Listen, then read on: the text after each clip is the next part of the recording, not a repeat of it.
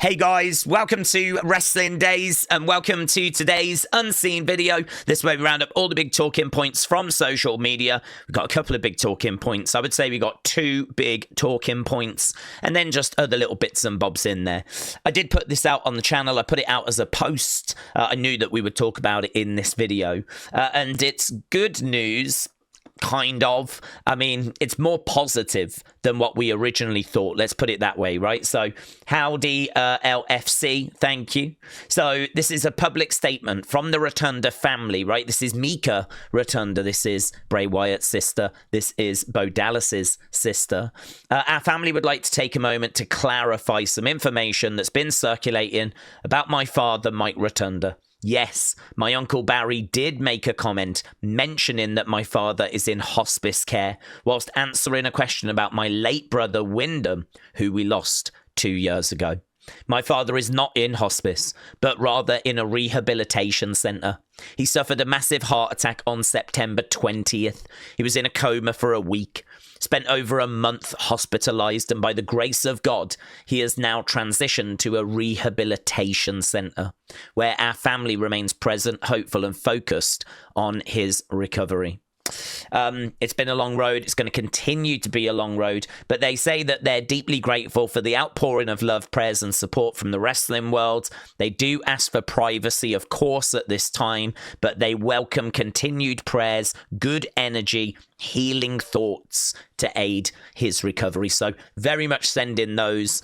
As I said, hard to word this as good news, but considering we thought that he was in a hospice, and that tends to be end-of-life care, this is obviously much more positive because it does seem like he's on a road to recovery. And we've also got, obviously, some answers now as to what went down. Not that we had any right to those answers, but we did receive them. It was a heart attack that he suffered on September 20th, and it looks like he's really been going through it as well. You know, in a coma for a week, hospitalized for a month, still on that road to recovery as we start to go into November. So, of course, I mean, this explains where Bo Dallas is still, right? That hasn't changed. So we know what's going on with Uncle Howdy. We know what's going on with Bo Dallas. But again, more positive news that actually it's not as bad as we first thought. And of course, you know, Barry Windham getting confused is a 65-year-old former wrestler. And there's a lot of emotion involved here. I mean, of course, he was there when, you know, going through it with Bray's passing, Wyndham's passing. And, you know, he was there as a support and he was going through it himself. Of course, he's known Wyndham's whole life. So, you know, I mean, he's had to go through that. Now he's having to go through this. And so you can totally understand where he's just not in the right frame of mind, misspoke, got confused, whatever. It's one of those things that happens. At least we're in a better place, right, with this information. So that is the latest on that. I know many of you will have seen it. Some of you won't have, though, because you will have been at work all day and all that kind of stuff. So there we go. We had to start with that. So done. Right, next we've got this. So this was not one of the big stories of the day. We do have another big story that's coming up. But this was just from Evolve. We've got 3 new people that have come into WWE as ID prospects. So these are like indie talents that WWE have signed. So Eli Knight, Mike Cunningham, and Jaquan McNair. So I believe one of them is from Booker T's promotion, Reality of Wrestling. One of them, this guy here, is from Cody Rhodes's Nightmare Factory.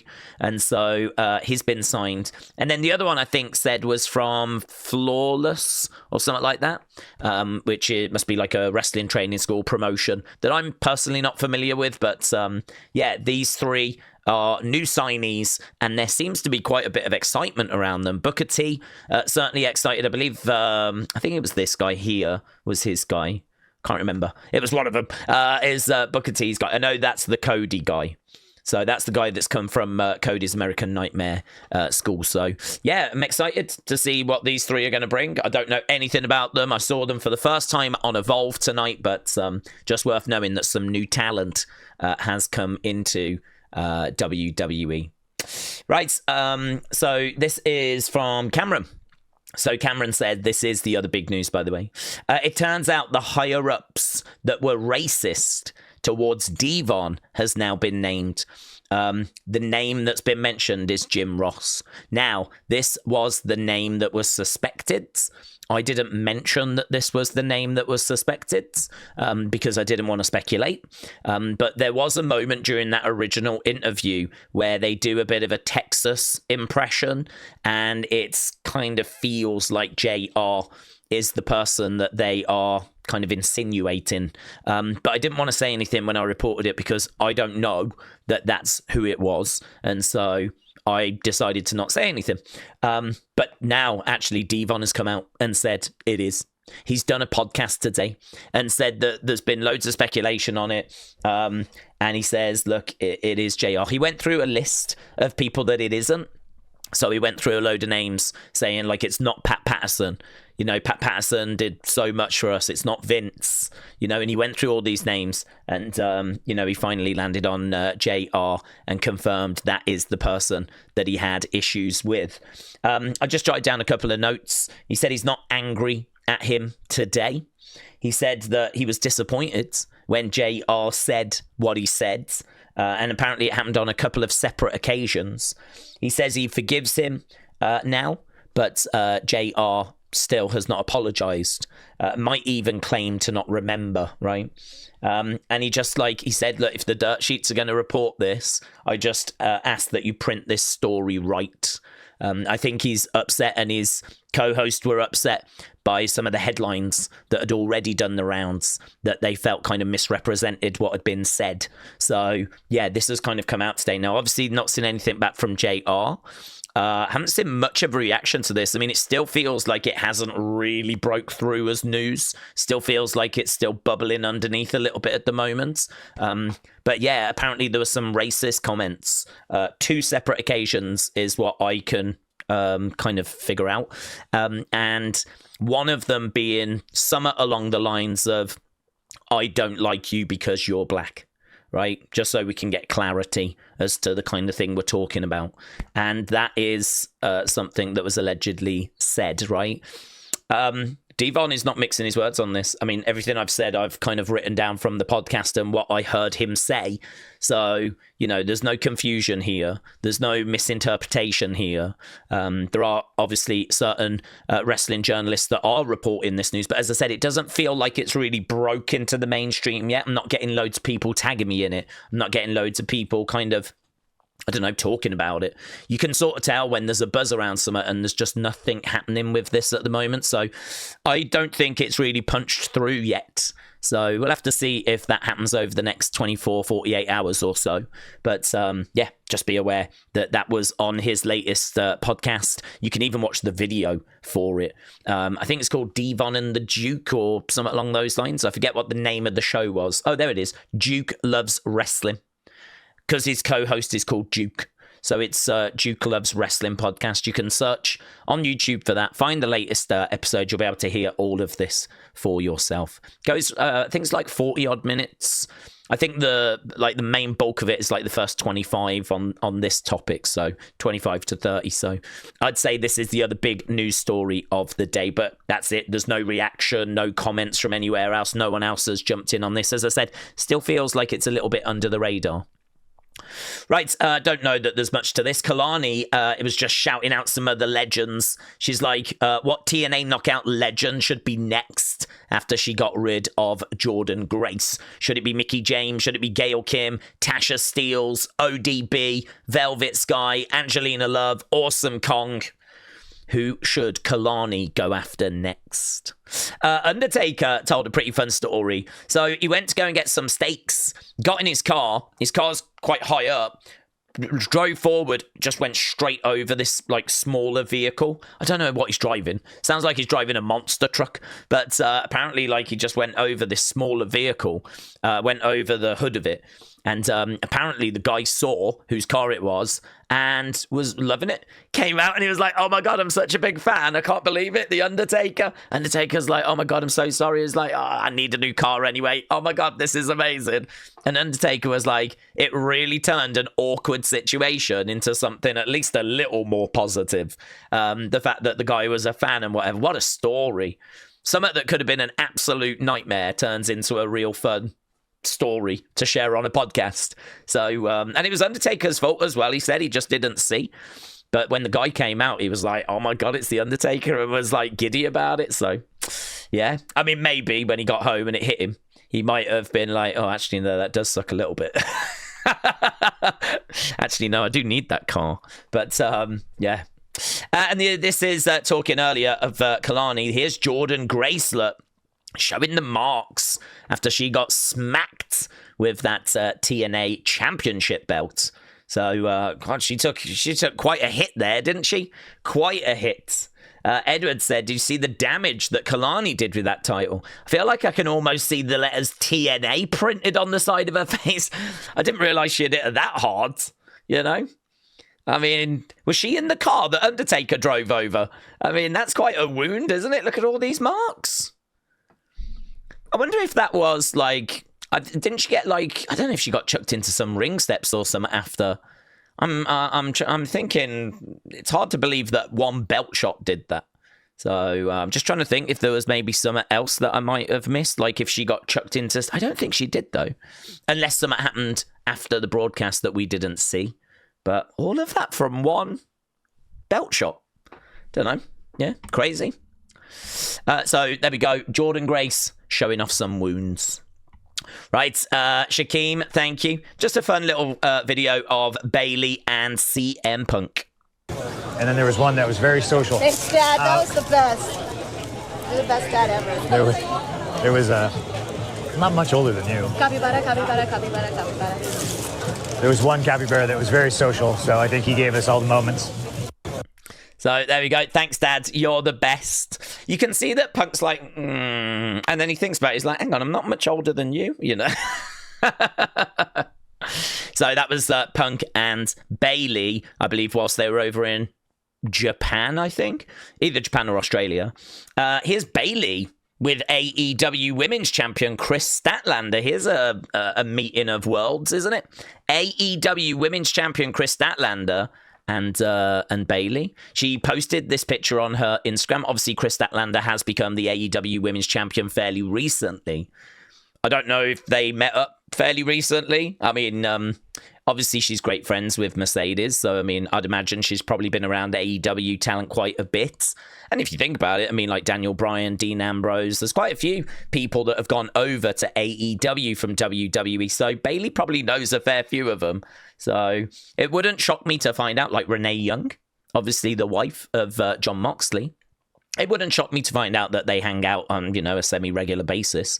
But here's a picture of, it's just weird seeing it, a picture of Bayley with Chris Statlander. Right, next up, yeah, this was everywhere. Who do I want to thank? I want to thank Mitchell. There was quite a few that tagged me in this. So this is, I don't know who this is. I've included this for you, not for me. This is Detroit Lions running back Jamar Gibbs. Yeah, legends. He dressed up as Jeff Hardy for Halloween. So there we go. Love this guy. He's like literally the best left back in the world. And here we have got Natalya.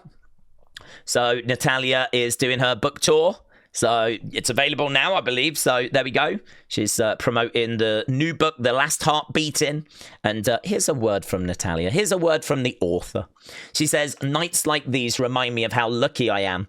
Thank you to all of you for always showing up for me and making every moment unforgettable. Grateful beyond words for all the love and support towards my book. Every smile, every hug, every story that you've shared with me means so much. I'll see you tomorrow in New Jersey. So there she is. There was another picture I saw of her outside of Barnes & Noble. So I don't know if this is part of the same tour or like the same venue or if she went to a different one as well.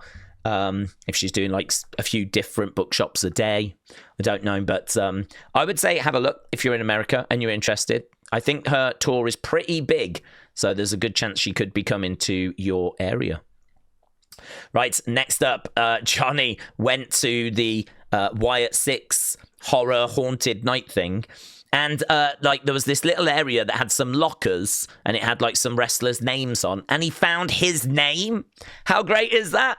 So made our yearly trip to Universal Halloween Horror Nights this past weekend.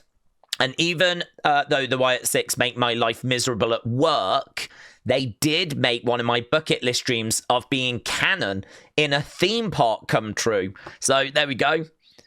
Johnny has been mentioned. There is something connected with Johnny, his name actually printed on a locker in the Wyatt 6 Halloween Horror Nights house. And look at him. He is thrilled. He is absolutely thrilled. Genuinely thrilled when he spotted that there. So very good. Very good. Very fun. Imagine that. Imagine if he didn't know. I wonder if he did know. I wonder if he did know, or if he like just went in and then spotted it. It was like, oh my God. It's funny, isn't it, how even wrestlers can like mark out for things like this, you know? That's the kind of thing that us fans get excited by. You wouldn't really expect it so much of the wrestlers, considering the fame they've got anyway, you know? But there we go. And this is the last thing. So, Edward, thank you. Here's some footage of a young El Grande fan. There he is, look, with his El Grande mask on. And they're just doing the pose. The little El Grande pose. El Grande just speaks to him in Spanish. I don't know what he says. Probably something like, you know, really respect you. I always think, though, do you remember when El Grande started, he got billed as being from the Gulf of America? Like, do they still announce him like that in Mexico? Because why do the Mexicans love him so much if he's being billed as being from the Gulf of America? You would imagine, I would imagine, that would really irritate them. Because this guy is meant to be a heel. And so that was why we did the whole Gulf of America thing. Yeah, but they've really took to him. So I wonder if they've switched it. I wonder if in Mexico he's billed as being from the Gulf of Mexico. I don't know. That was just something I was thinking about. Because, I mean, everything else is fine, isn't it? I mean, like, he doesn't have to cheat in matches. Although, I think he does still help people like Dirty Dom, doesn't he? He does still help the heels. I mean, he does in America, but does he do that in Mexico? I don't watch enough AAA to know, to be honest. So, yeah, it's just crazy how they've took to him. I don't think anyone could have predicted this. I don't think anyone could have predicted that the Mexican fans would take to El Grande Americano and really appreciate him. So, it is weird. But here we go, some footage of him and a young fan. Right, we've got a couple of bits in community and then we're out of here. So this is really cool. Emmanuel said, check this out. I showed you a card the other day that I had ordered for my wife, and we noticed in the background, in the distance, you can see my and new he sign, which is brilliant. Do you remember we looked at those signs the other day? And where do I want to go? I want to go full screen. So you can just make it out there. But, you know, if we zoom in, there it is. And new he. So you can see the sign and everything. It's so good. You can also see my wife holding Chucky. How awesome is that? We've made it onto official WWE merch. That is so good. Quick question, though. Why was you not sat with your wife? What's going on over here? What's happened here? Normally what people do is they tend to get seats together if they're married. So that's a bit suspicious. Yeah, that's a bit suspicious. But it's still also very, very cool. So congrats to you guys.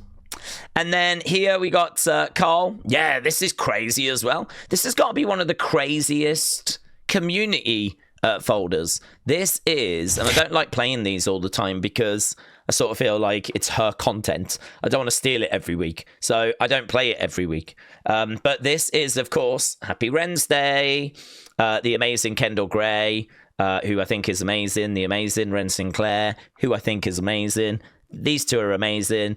This little video thing is amazing. But check this out, Carl, who's part of our community. He actually gets the question asked this week. So I think if we can find the little screenshot, let's have a little look. There we go. Carl? Carl is the one that asks the question, and he's on the video. How crazy is that? Carl, you're in. You're in, buds. You're in. This is amazing. The greatest Wednesday of all time. More great Rendell action. Kendall Gray finally officially part of the RenQCC. She is.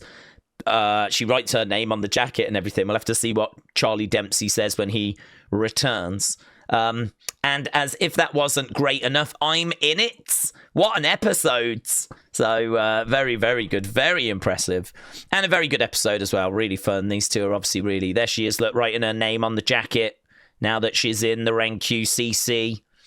Rendell is so on. So there we go. Very good. Congratulations, Carl. Right, and with that being said, let's go over to thanks and let's get out of here. So, Mitchell, Big Bam, Huddle Talk, Edwards, Chanel, Edwards, Steve Munson, Sweet Chin Wrestling, Claire Webb, Canon, and Silverback. Appreciate the support, my friends. Hope you enjoyed this video. I know it's maybe a little shorter than usual, but I am trying to make them a bit snappier, to be honest. I would love for them to get in and clock in under that 20-minute mark. Might have just failed on that this time around, but, well, you know, we dare to dream. And I'll be back with another episode of Unseen for you tomorrow. So thanks for watching. Bye for now.